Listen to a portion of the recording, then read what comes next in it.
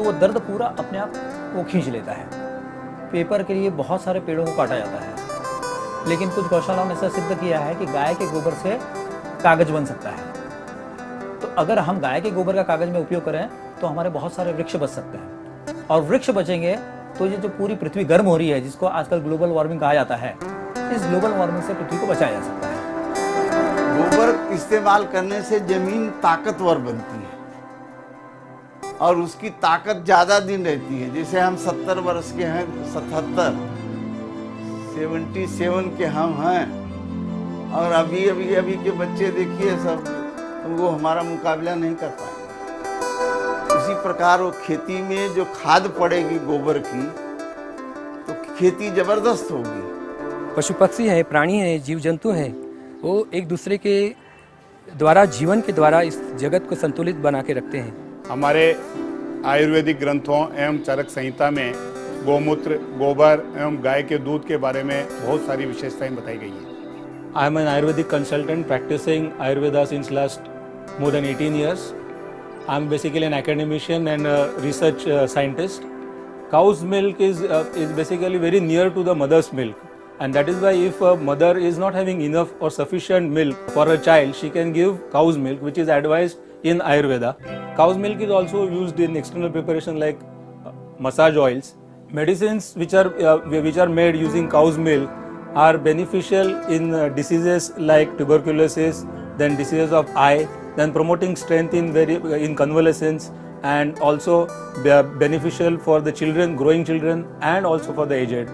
Go Ghruta, or the clarified butter obtained from cow's milk, has a very beautiful property which is known as sanskaranuvartitva in Sanskrit, which means that it inculcates in itself the properties of the various herbs with which it is being treated. Internally is used for promoting intellect and memory, and it is also very useful in healing the ulcers like gastric ulcers or duodenal ulcers.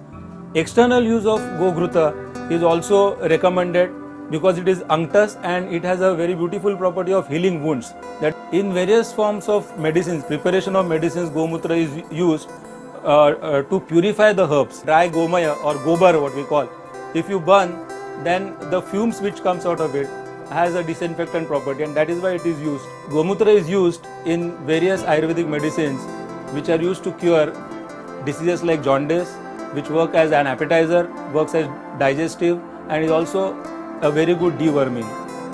हमारी company में हम गोबर और गोमूत्र के ऊपर अनुसंधान कर रहे हैं, और इसी अनुसंधान पर हमें पता चला कि इसमें स्वर्णकण की अधिक मात्रा है। ये धरती माता की नेचुरल न्यूट्रिशन है। इसके द्वारा धरती की उर्वरक शक्ति बढ़ती है। इसके 3 महत्वपूर्ण फायदे हैं: हमारा स्वास्थ्य, पर्यावरण की सुरक्षा और विश्व की रक्षा। मैं छुमय विद्याघर मुंबई में संस्कृत और योग विषय पढ़ाता हूँ। गाय के दूध के द्वारा यदि व्यक्ति का हाजमा सही नहीं है, या पचन की प्रॉब्लम है, कब्ज की प्रॉब्लम है, या पेट की अन्य कोई रोग है, चाहे मोटापा हो, चाहे हाई बीपी हो, लो बीपी हो, तो गाय का दूध का यदि सेवन करें तो इन बीमारियों से मुक्ति पा सकते हैं। किडनी की सफाई होती है, पेनक्रियाज की बीमारी हो, तो गाय के दूध के द्वारा पेट से संबंधित रोगों को दूर करने में बड़ा सहयोगी बन सकता है गाय का दूध। चाहे जोड़ों में दर्द हो, कंधे में हो, कमर में हो, पीठ में हो, एसिडिटी हो, डायबिटीज़ हो, उनको गाय का मूत्र दिया जाए तो इनकी रोगों में उपयोगिता हो सकती है, रोग उससे कम हो सकते हैं। तेल और पाउडर को छोड़ दीजिए, आप गाय के गोबर से मसाज कीजिए, देखिए शरीर में उत्साह, स्फूर्ति और ताकत जो बढ़ेगा वो अनोखा होगा, और जिसका महसूस वही कर सकता है जिसने इसका प्रयोग किया हो। हम हमारे परिवार में गाय का दूध ही पीते हैं, और गाय के दूध से हमें ज़्यादा शक्ति मिलती है। यह वायु नाशक होता है। गोमूत्र के भी बहुत फायदे हैं।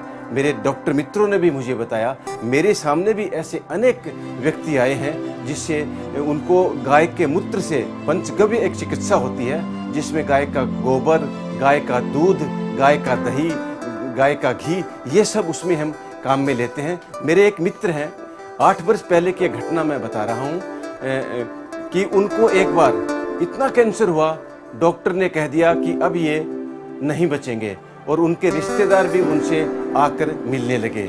किसी ने उनको कह दिया कि आप गोमूत्र पीजिए, तो उन्होंने 1 गिलास गोमूत्र रोज पीना शुरू कर दिया और डॉक्टर ने कहा था कि 5-7 दिन में ये चले जाएंगे, जबकि वो नहीं मरे। गोमूत्र खूब पिया, फिर डॉक्टर ने परीक्षण किया तो ये पाया कि उनको अब कैंसर नहीं है। मेरे जीवन में एक बहुत अच्छा अनुभव यह भी हुआ है कि यदि गाय के सूखे गोबर को कमरे में हम जलाएंगे तो उससे मच्छर भाग जाते हैं और उस धुएं का शरीर पर कोई भी प्रतिकूल असर नहीं पड़ता। मैंने अपने तलुओं में गाय का पुराना घी लगाया, जिससे मेरी नेत्र की ज्योति बढ़ी, बहुत आनंद आया। From the ancient time, it has been a very known fact that the cow is the mobile generation of the energy. When we make the artificial fertilizer, then various things are being generated or being reported into the contamination into the environment, which harms our environment, which pollutes our environment. The cow dung, which is one of the most important manure, which has to be used again, which can retain whatever the value of the fertility is still there in our soil.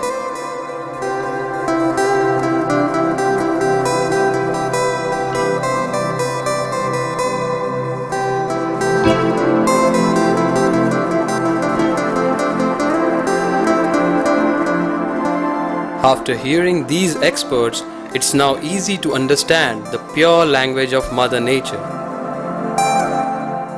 And look who's talking.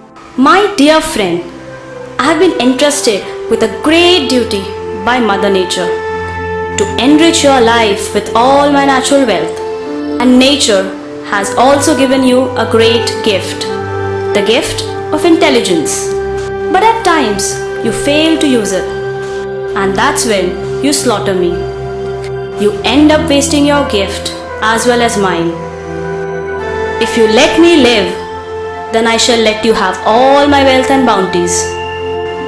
And that's my promise. That's my promise. The cow's message has reached our hearts.